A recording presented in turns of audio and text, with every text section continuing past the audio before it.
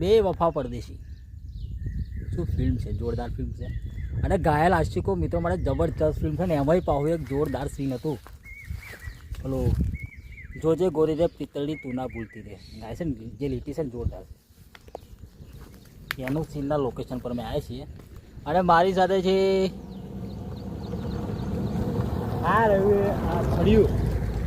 ડાર છે જો જોજે ગોરી રે પ્રીતળી તું ના ભૂલતી રે.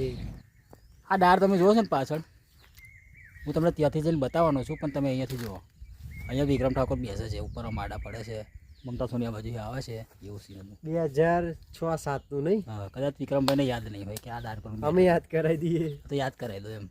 આ ડાર પર તમે બેઠેલા અને અહીંયા તમે ગાયું હતું ગીત જોજે ગોરી રે. ગીત મને નહીં આવડતું બહુ, કારણ કે આપણે સિંગર નહીં એટલે. તો એનું શૂટિંગ આ જગ્યા પર કરવામાં આવ્યું છે અને તમને બતાવું બેક કેમેરાથી. આ જગ્યા પર વિક્રમ ઠાકોર એક સુતેલા જોવા મળી જાય છે, તમે ગીત જોયું હોય તો. પણ અહીંયા સુતેલા જોવા મળે છે, તમે આ બેન્ડની ડાળખી જોઈ શકો છો આ ઝાડની. અને આ ઝાડ તમે જુઓ 2006 કે 7નું શૂટિંગ થયું હતું બેફા પરદેશી ફિલ્મમાં.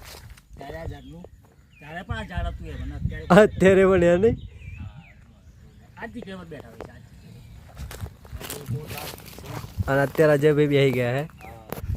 તો અહીંયા વિક્રમ ઠાકોર બેઠેલા જોવા મળી જાય છે. પછી સીન થોડુંક આ બાજુ આવે છે ને એમાં અહીંયા ઊભા રહે છે અને મમતા સોની અહીંથી કંઈકથી નીકળે છે, આટલામાંથી અહીં નીકળતા છે. પછી સીન આવે છે ને એમાં આ રીતનું જંગલ બતાવે જો. આ જે મોહડાનું ઝાડ છે એ પાસે બધા મોહડાના ઝાડ બહુ છે, પાછળ ડુંગર છે. એ પણ ફિલ્મના શૂટિંગ વખતે દેખાતો હતો, અત્યારે નથી દેખાતો કારણ કે ઝાડવા મોટા છે ને એટલે. પણ આ બધા ઝાડવા બતાવે છે, મોહડાના ઝાડ છે ને. અને અહીંયા પેલું ગાય છે ને જોજે ગોરી રે પિત્તળી તું ના ભૂલતી રે. તો કેમ કરી ભૂલાય જે સોંગ છે, સોંગમાં મસ્ત એક લાઈન આવે છે જોજે ગોરી રે પિત્તળી તું ના ભૂલતી રે, તારા વગર ઉડી જશે પ્રાણીઓ. જે મસ્ત છે, મારું પણ ફેવરેટ છે અને મેહુલભાઈનું પણ છે. તો એ અહીંયા શૂટિંગ થયું હતું. પાછળ તમને આ મોવડાનું ઝાડ પણ આ રીતનું આવે છે ને તારે જોવાનું મળી જાય. સ્ક્રીનશોટ તમે જો ખબર પડી જવાની છે. લોકેશન સારું છે, જંગલ છે જો. અહીંયાથી આ રીતનો કેમેરા ને તારે પાછળ આ બધું તમને જોવા મળે પાછળનું. તો મિત્રો વિડીયોમાં તમે જોયું કે આ જગ્યા પર જે સીન લેવામાં આવ્યું છે અને મેં થોડા ઘણા સ્ક્રીનશોટ છે મેં તમને બતાવ્યા છે. ગરમી પણ અત્યારે બહુ લાગે છે અને જંગલ ઇલાકો છે. તો લોકેશનની વાત કરીએ તો લોકેશન છે આ પાવાગઢથી જો તમે બોડેલી રોડ પર જાઓ છો તો વચ્ચે શિવરાજપુર જોવા મળે છે. અને શિવરાજપુરથી પહેલાં એક સિંગલ પટ્ટી રસ્તો પડે છે, ત્યાંથી એક મોટી રણભેદ કરીને ગામ છે, ત્યાંનું આ સીન છે, આ તમે જોઈ શકો છો. અને બસ આ એ લોકેશન હતું. બીજું થોડુંક સીન છે અહીંયાથી આગળ છે પણ તમને બતાવવાનો છું. તો વિડીયો ગમે તો લાઈક છે, સબસ્ક્રાઈબ કરવાનું ભૂલતા નહીં. અને જો ફેસબુક પર આ વિડીયો જોતા હોય તો ફેસબુક ફોલો પણ કરતા જઈએ. હવાના નીકળ્યા છે, અડધી પાવાગઢની પરિક્રમા કરી છે, હજુ બાકી છે. 50 કિલોમીટરના એરિયામાં ભ્રમણે ચડ્યા છે અને લોકેશન શોધવી હેલી વાત નહીં.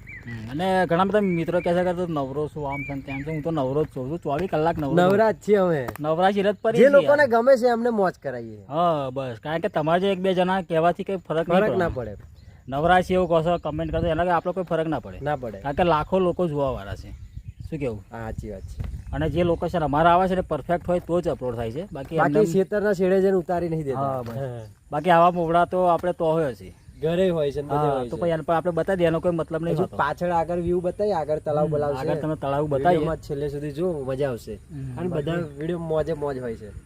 બાકી તમને ત્યાંથી બતાવી દો કે આ બેફા પરદેશી શૂટિંગ થયું તો એ આપણો ધંધો નહીં યાર. આપણે પરફેક્ટ તો જ બતાવીએ. એક લોકેશન માટે અમે 40-50 કિલોમીટર ગયા, ના સેટ થયું તો પાછા ઉતાર્યા, એક વગર વિડીયો ઉતારે. એટલે વિડીયો ગમે તો લાઈક છે, સબસ્ક્રાઈબ કરવાનું ભૂલતા નહીં. અને મેહુલભાઈની ચેનલને તો ખાસ સપોર્ટ કરવાનો છે, કારણ કે અમને પણ તમે જોયું હોય ને તો અત્યારે લોકેશનના વિડીયો દમદાર આવવાના છે એમના ચેનલ પર. અને ઇન્ટરવ્યૂ આવે છે જોરદાર.